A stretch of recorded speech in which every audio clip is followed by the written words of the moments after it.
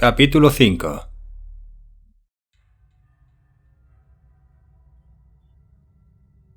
En la cantina, un local de techo bajo en los sótanos, la cola para el almuerzo avanzaba lentamente. La estancia estaba atestada de gente y llena de un ruido ensordecedor. De la parrilla tras el mostrador emanaba el olorcillo del asado. Al extremo de la cantina había un pequeño bar, una especie de agujero en el muro donde podía comprarse la ginebra a 10 centavos el vasito. «Precisamente el que andaba yo buscando», dijo una voz a espaldas de Winston. Este se volvió. Era su amigo Syme, que trabajaba en el departamento de investigaciones. Quizás no fuera amigo la palabra adecuada.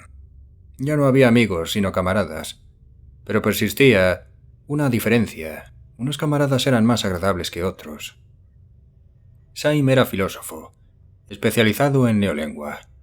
Desde luego pertenecía al inmenso grupo de expertos dedicados a redactar la 11ª edición del diccionario de neolengua. Era más pequeño que Winston, con cabello negro y sus ojos saltones, a la vez tristes y burlones, que parecían buscar continuamente algo dentro de su interlocutor. «Quería preguntarte si tienes hojas de afeitar», dijo. «Ni una», dijo Winston con una precipitación culpable. «He tratado de encontrarlas por todas partes, pero ya no hay». Todos buscaban hojas de afeitar. La verdad era que Winston guardaba en su casa 2 sin estrenar. Durante los meses pasados hubo una gran escasez de hojas. Siempre faltaba algún artículo necesario que en las tiendas del partido no podían proporcionar. Unas veces botones, otras hilo de coser, a veces cordones para los zapatos, y ahora faltaban cuchillas de afeitar. Era imposible adquirirlas a no ser que se buscaran furtivamente en el mercado libre. «Llevo 6 semanas usando la misma cuchilla», mintió Winston. La cola avanzó otro poco. Winston se volvió otra vez para observar a Syme. Cada uno de ellos cogió una bandeja grasienta de metal de una pila que había al borde del mostrador. «¿Fuiste a ver ahorcar a los prisioneros ayer?», le preguntó Syme.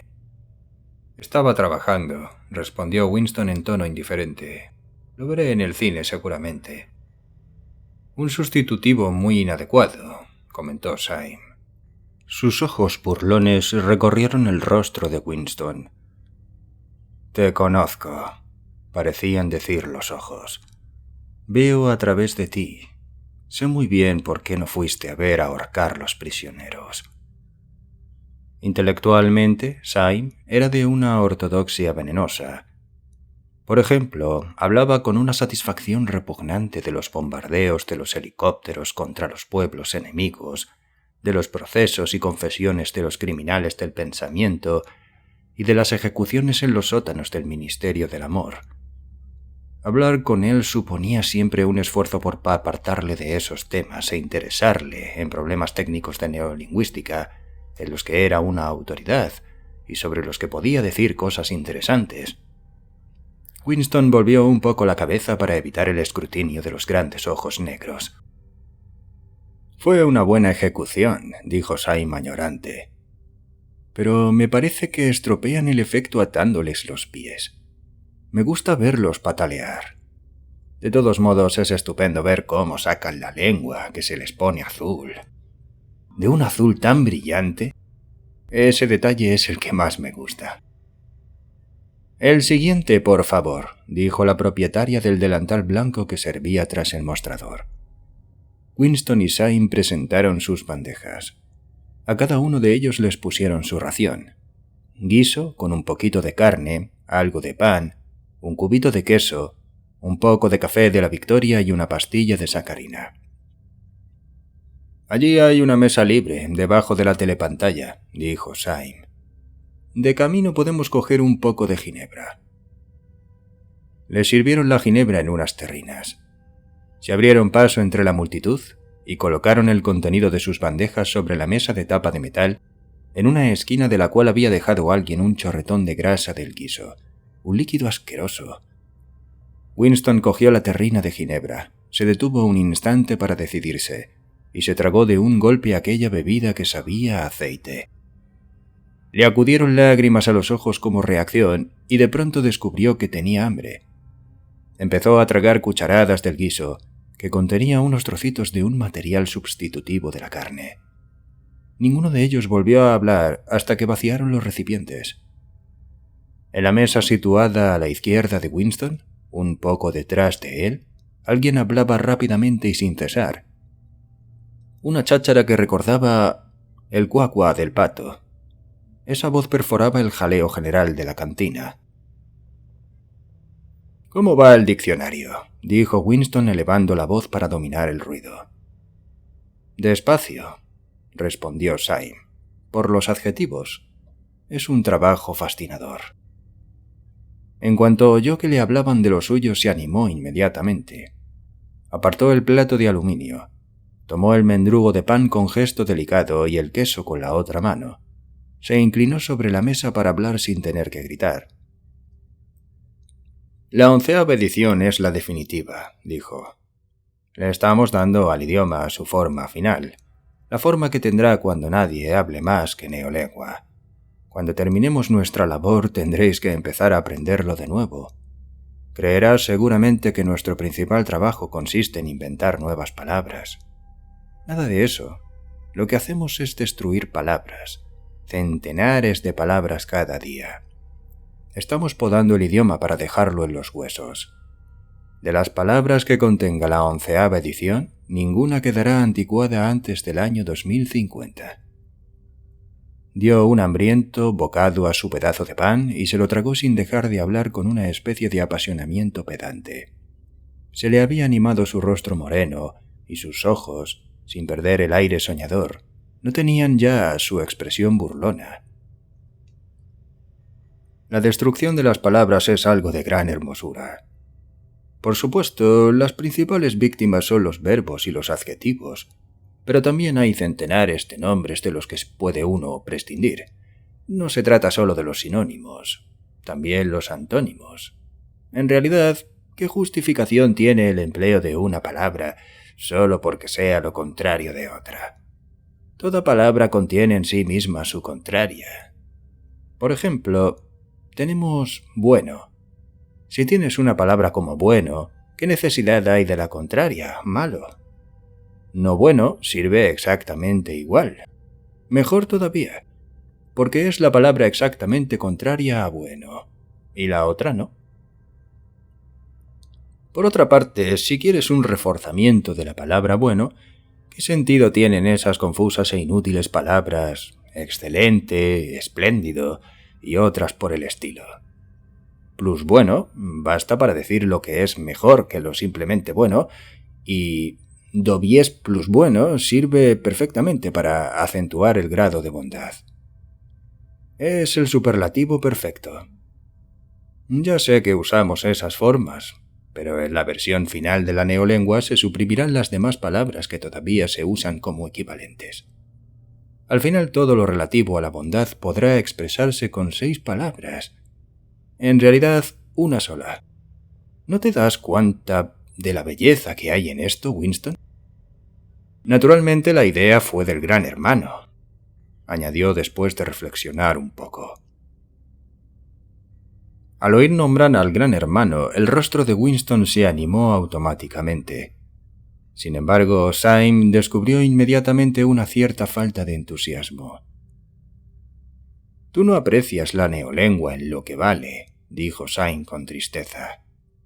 «Incluso cuando escribes sigues pensando en la antigua lengua. He leído algunas de las cosas buenas que has escrito para el Times. Son bastante buenas, pero no pasan de traducciones. En el fondo de tu corazón prefieres el viejo idioma con toda su vaguedad y sus inútiles matices de significado. No sientes la belleza de la destrucción de las palabras. ¿No sabes que la neolengua es el único idioma del mundo cuyo vocabulario disminuye cada día?» Winston no lo sabía, naturalmente, sonrió. Creía hacerlo agradablemente, porque no se fiaba de hablar. Syme comió otro bocado del pan negro, lo masticó un poco y siguió. ¿No ves que la finalidad de la neolengua es limitar el alcance de pensamiento? ¿Estrechar el radio de acción de la mente? Al final, acabamos haciendo imposible todo crimen del pensamiento. En efecto, ¿cómo puede haber crimen tal si cada concepto se expresa claramente con una sola palabra?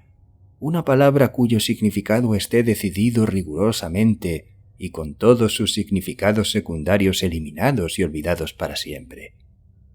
Y en la 11ª edición nos acercamos a ese ideal. Pero su perfeccionamiento continuará mucho después de que tú y yo hayamos muerto.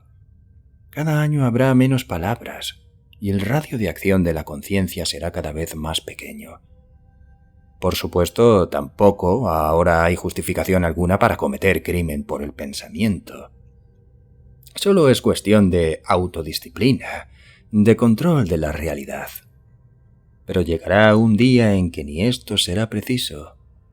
La revolución será completada cuando la lengua sea perfecta. Neolengua es Ingsoc, e Ingsoc es neolengua, añadió, con una satisfacción mística. ¿No se te ha ocurrido pensar, Winston, que lo más tarde hacia el año 2050 ni un solo ser humano podrá entender una conversación como esta que ahora sostenemos? Excepto... empezó a decir Winston dubitativo, pero se interrumpió alarmado. Había estado a punto de decir excepto los proles, pero no estaba muy seguro de que esta observación fuera muy ortodoxa. Sin embargo, Syme adivinó lo que iba a decir. Los proles no son seres humanos, dijo. Hacia el 2050, quizá antes, habrá desaparecido todo conocimiento efectivo del viejo idioma. Toda la literatura del pasado habrá sido destruida. Chaucer, Shakespeare, Milton, Byron, solo existirán en versiones neolingüísticas, no solo transformados en algo muy diferente, sino convertidos en lo contrario de lo que eran. Incluso la literatura del partido cambiará. Hasta los eslogans serán otros. ¿Cómo vas a tener un eslogan como el de «La libertad es la esclavitud» cuando el concepto de libertad no exista? Todo el clima del pensamiento será distinto. En realidad, no habrá pensamiento en el sentido en que ahora lo entendemos. La ortodoxia significa no pensar, no necesitar el pensamiento. Nuestra ortodoxia es la inconsciencia.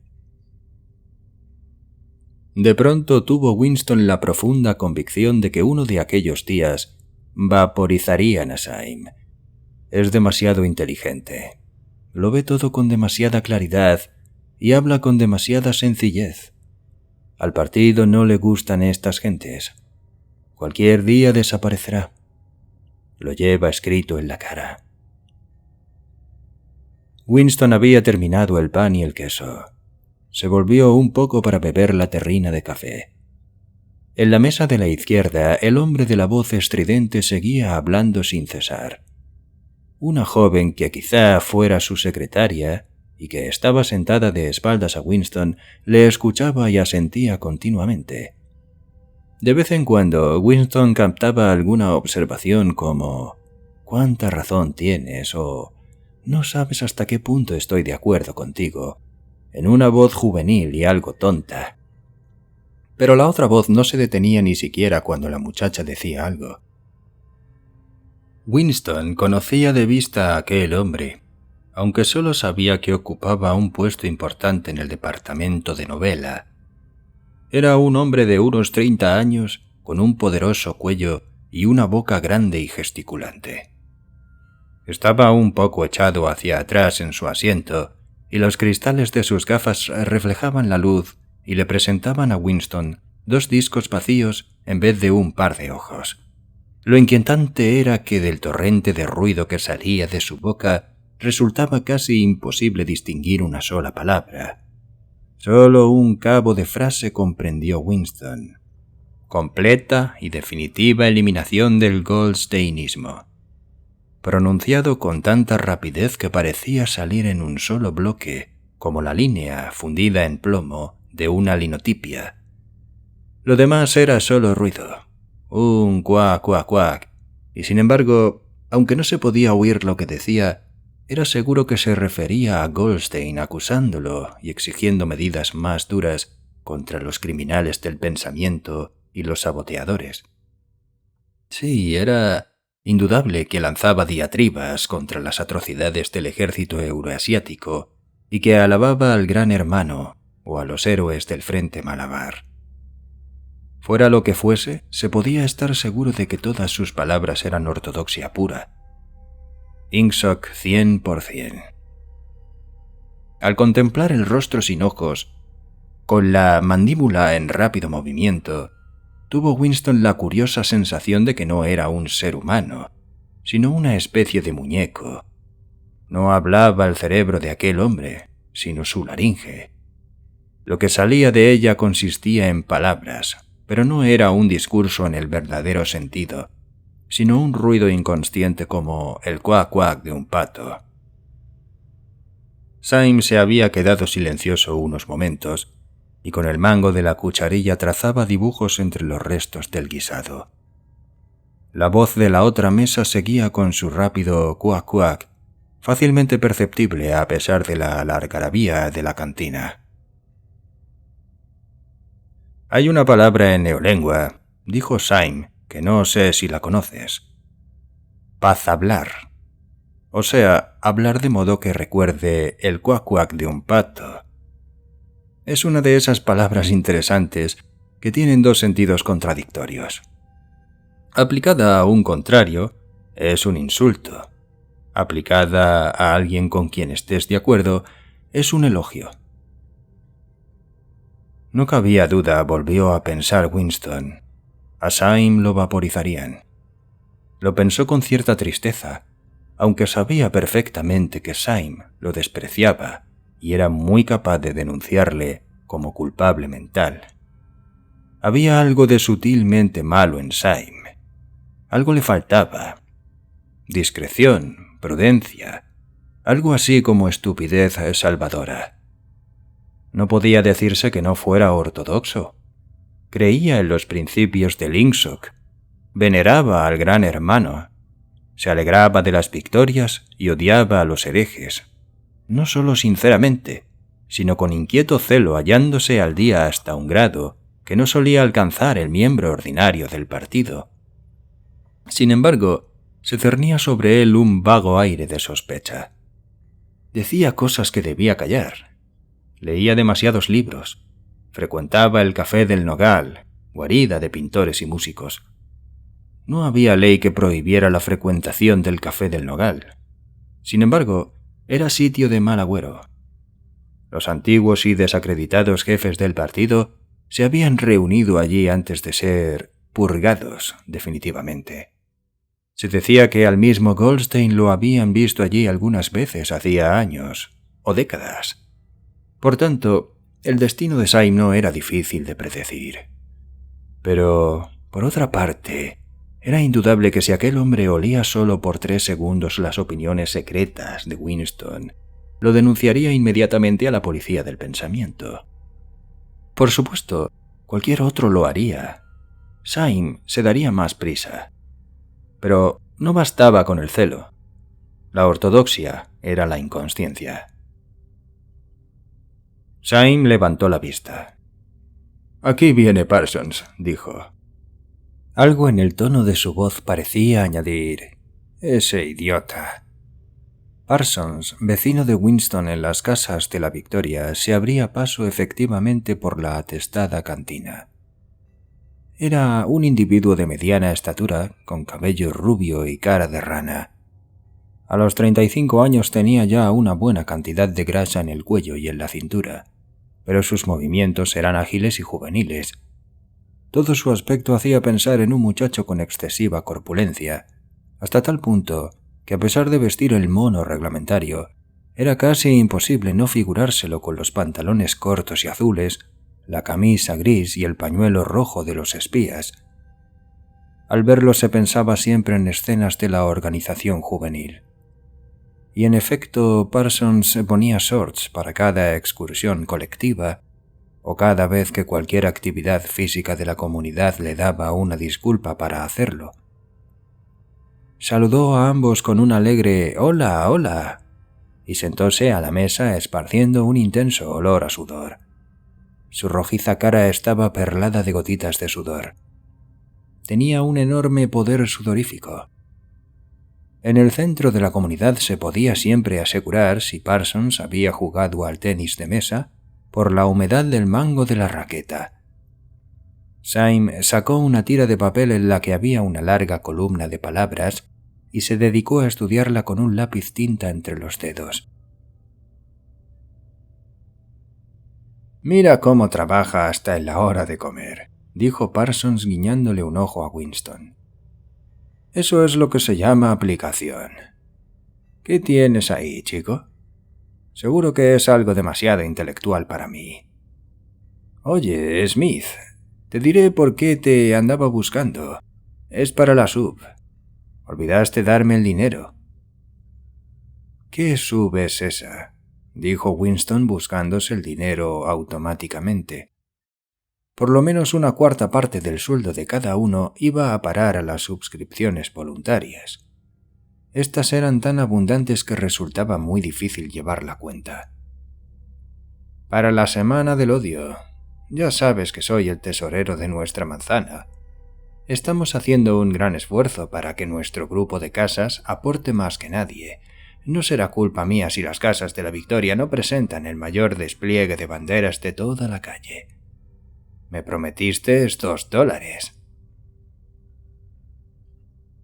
Winston, después de rebuscar en sus bolsillos, sacó 2 billetes grasientos y muy arrugados que Parsons metió en una carterita y anotó cuidadosamente.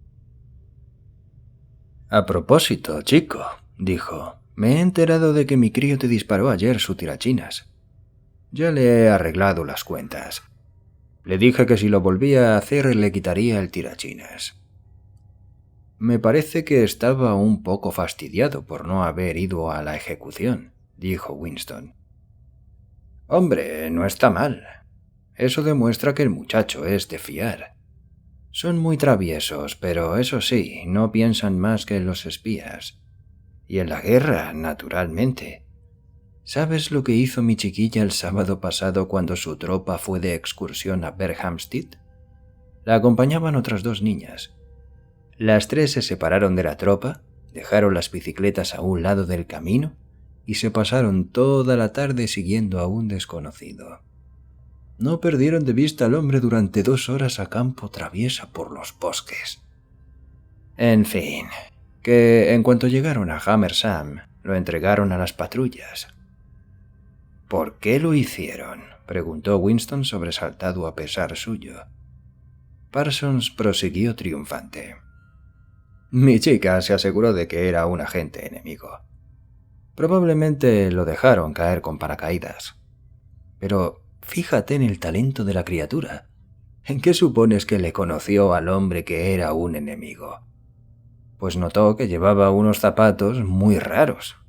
Sí, mi niña dijo que no había visto a nadie con unos zapatos así. De modo que la cosa estaba clara. Era un extranjero. Para una niña de 7 años no está mal, ¿verdad?» «¿Y qué pasó a ese hombre?», se interesó Winston. «Eso no lo sé, naturalmente. Pero no me sorprendería que...» Parsons hizo el ademán de disparar un fusil y chasqueó la lengua imitando el disparo. «Muy bien», dijo Syme abstraído sin levantar la vista de sus apuntes. «Claro, no podemos permitirnos correr el riesgo», asintió Winston nada convencido. «Por supuesto, no hay que olvidar que estamos en guerra». Como para confirmar esto, un trompetazo salió de la telepantalla, vibrando sobre sus cabezas. Pero esta vez no se trataba de la proclamación de una victoria militar, sino solo de un anuncio del Ministerio de la Abundancia. «Camaradas», exclamó una voz juvenil y resonante. «Atención, camaradas. Tenemos gloriosas noticias que comunicaros. Hemos ganado la batalla de la producción.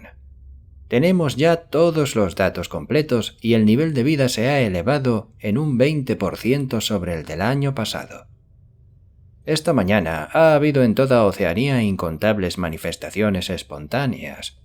Los trabajadores salieron de las fábricas y de las oficinas y desfilaron con banderas desplegadas por las calles de toda la ciudad, proclamando su gratitud al Gran Hermano por la nueva y feliz vida que su sabia dirección nos permite disfrutar. He aquí las cifras completas. Ramo de la alimentación. La expresión por la nueva y feliz vida reaparecía varias veces. Estas eran las palabras favoritas del Ministerio de la Abundancia.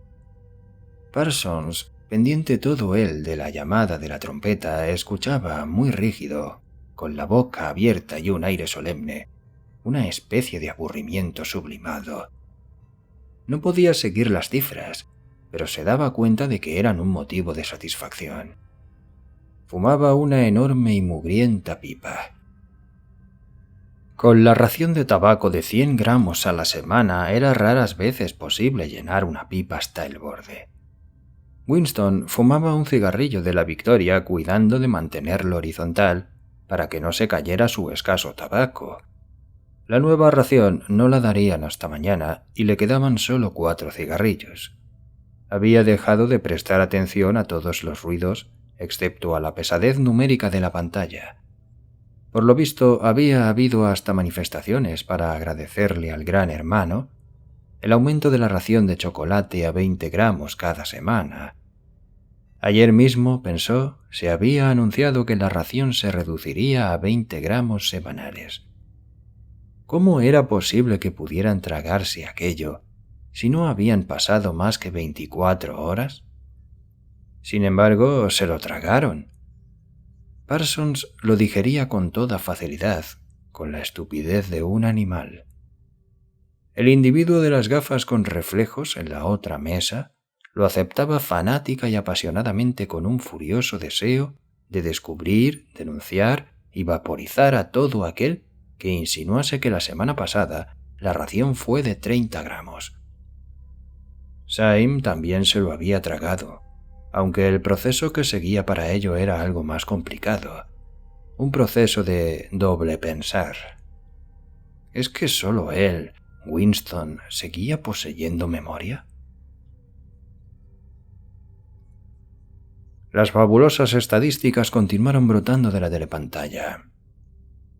En comparación con el año anterior, había más alimentos, más vestidos, más casas, más muebles, más ollas, más comestibles, más barcos, más autogiros, más libros, más bebés, más de todo, excepto enfermedades, crímenes y locura.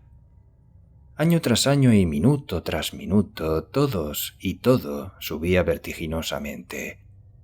Winston meditaba, resentido sobre la vida. ¿Siempre había sido así?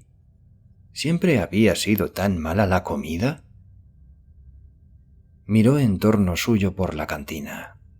Una habitación de techo bajo, con las paredes sucias por el contacto de tantos trajes grasientos, mesas de metal abolladas y sillas igualmente estropeadas y tan juntas que la gente se tocaba con los codos. Todo resquebrajado, lleno de manchas y saturado de un insoportable olor a ginebra mala, a mal café, a sustitutivo de asado, a trajes sucios. Constantemente se revelaban el estómago y la piel con la sensación de que se les había hecho trampa, privándoles de algo a lo que tenían derecho. Desde luego, Winston no recordaba nada que fuera muy diferente. En todo el tiempo a que alcanzaba su memoria, nunca hubo bastante comida, nunca se podían llevar calcetines ni ropa interior sin agujeros. Los muebles habían estado siempre desvencijados. En las habitaciones había faltado calefacción. Los metros iban horriblemente atestados. Las casas se deshacían a pedazos. El pan era part plain negro. El té imposible de encontrar. El café sabía a cualquier cosa. Escaseaban los cigarrillos y nada había barato y abundante, a no ser la ginebra sintética.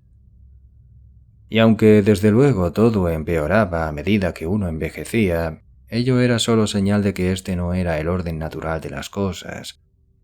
Si el corazón enfermaba con las incomodidades, la suciedad y la escasez, los inviernos interminables, la dureza de los calcetines, los ascensores que nunca funcionaban, el agua fría, el rasposo jabón, los cigarrillos que se deshacían, los alimentos de sabor repugnante, ¿cómo iba uno a considerar todo esto intolerable si no fuera por una especie de recuerdo ancestral de que las cosas habían sido diferentes alguna vez? Winston volvió a recorrer la cantina con la mirada. Casi todos los que allí estaban eran feos, y lo hubieran seguido siendo aunque no hubieran llevado los monos azules uniformes. Al extremo de la habitación, solo en una mesa, se hallaba un hombrecillo con aspecto de escarabajo. Bebía una taza de café y sus ojillos lanzaban miradas suspicaces a un lado y a otro. Es muy fácil, pensó Winston, siempre que no mire uno en torno suyo, creer que el tipo físico fijado por el partido como ideal, los jóvenes altos y musculosos, y las muchachas de escaso pecho y de cabello rubio, vitales, tostadas por el sol y despreocupadas, existía e incluso predominaba. Pero en la realidad, la mayoría de los habitantes de la franja aérea número 1 eran pequeños, cetrinos y de facciones desagradables. Es curioso cuánto proliferaba el tipo de escarabajo entre los funcionarios de los ministerios. Hombrecillos que engordaban desde muy jóvenes, con piernas cortas, movimientos toscos y rostros inescrutables con ojos muy pequeños. Era el tipo que parecía florecer bajo el dominio del partido. La comunicación del Ministerio de la Abundancia terminó con otro trompetazo y fue seguida por música ligera. Parsons, lleno de vago entusiasmo por el reciente bombardeo de cifras, se sacó la pipa de la boca. «El Ministerio de la Abundancia ha hecho una buena labor este año», dijo moviendo la cabeza como persona bien enterada. «A propósito, Smith, ¿no podrás dejarme alguna hoja de afeitar?» «Ni una», le respondió Winston. «Llevo 6 semanas usando la misma hoja». «Entonces nada. Es que se me ocurrió por si tenías». «Lo siento», dijo Winston. El cuac-cuac de la próxima mesa, que había permanecido en silencio mientras duró el comunicado del Ministerio de la Abundancia, comenzó otra vez mucho más fuerte. Por alguna razón, Winston pensó de pronto en la señora Parsons, con su cabello revuelto y el polvo de sus arrugas. Dentro de 2 años aquellos niños la denunciarían a la policía del pensamiento. La señora Parsons sería vaporizada. Symes sería vaporizado. A Winston lo vaporizarían también. O'Brien sería vaporizado. A Parsons, en cambio, nunca lo vaporizarían. Tampoco el individuo de las gafas y del cuac-cuac sería vaporizado nunca. Ni tampoco la joven del cabello negro, la del departamento de novela. Le parecía a Winston conocer por intuición quién perecería, aunque no era fácil determinar lo que permitía sobrevivir a una persona. En aquel momento le sacó de su ensoñación una violenta sacudida. La muchacha de la mesa vecina se había vuelto y lo estaba mirando. Era la muchacha morena del departamento de novela. Miraba a Winston a hurtadillas, pero con una curiosa intensidad. En cuanto sus ojos tropezaron con los de Winston, volvió la cabeza. Winston empezó a sudar. Le invadió una horrible sensación de terror. Se le pasó casi enseguida, pero le dejó intranquilo. ¿Por qué lo miraba aquella mujer? ¿Por qué se la encontraba tantas veces? Desgraciadamente no podía recordar si la joven estaba ya en aquella mesa cuando él llegó o si había llegado después. Pero el día anterior, durante los 2 minutos de odio, se habían sentado inmediatamente detrás de él sin haber necesidad de ello. Seguramente se proponía escuchar lo que él dijera y ver si gritaba lo bastante fuerte.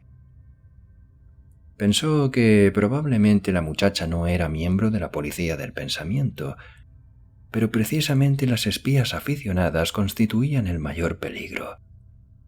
No sabía Winston cuánto tiempo llevaba mirándolo la joven, pero quizás fueran 5 minutos. Era muy posible que en este tiempo no hubiera podido controlar sus gestos a la perfección.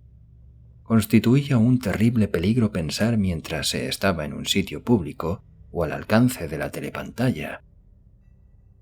El detalle más pequeño podía traicionarle a uno. Un tic nervioso, una inconsciente mirada de inquietud, la costumbre de hablar con uno mismo entre dientes, todo lo que revelase la necesidad de ocultar algo.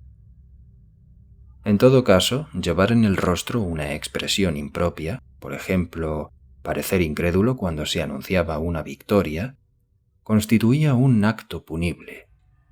Incluso había una palabra para esto en neolengua: cara crimen. La muchacha recuperó su posición anterior. Quizás no estuviese persiguiéndolo. Quizás fuera pura coincidencia que se hubiera sentado tan cerca de él 2 días seguidos. Se le había apagado el cigarrillo y lo puso cuidadosamente en el borde de la mesa. Lo terminaría de fumar después del trabajo, si es que el tabaco no se acababa de derramar para entonces. Seguramente, el individuo que estaba con la joven sería una agente de la policía del pensamiento, y era muy probable, pensó Winston, que a él lo llevaran a los calabozos del Ministerio del Amor dentro de 3 días, pero no era esta una razón para desperdiciar una colilla. Syme dobló su pedazo de papel y se lo guardó en el bolsillo. Parsons había empezado a hablar otra vez. ¿Te he contado, chico, lo que hicieron mis críos en el mercado? ¿No? Pues un día le prendieron fuego a la falda de una vieja vendedora porque la vieron envolver unas salchichas en un cartel con el retrato del Gran Hermano. Se pusieron detrás de ella y sin que se diera cuenta le prendieron fuego a la falda por abajo con una caja de cerillas. Le causaron graves quemaduras. Son traviesos, ¿eh? Pero eso sí, más finos. Esto se lo deben a la buena enseñanza que se da hoy a los niños y los espías. Mucho mejor que en mi tiempo. Están muy bien organizados. ¿Qué creen ustedes que les han dado a los chicos últimamente? Pues unas trompetillas especiales para escuchar por las cerraduras. Mi niña trajo una a casa la otra noche. La probó en nuestra salita y dijo que oía con doble fuerza que si aplicaba el oído al agujero. Claro que solo es un juguete. Sin embargo, así se acostumbran los niños desde pequeños. En aquel momento, la telepantalla dio un penetrante silbido. Era la señal para volver al trabajo.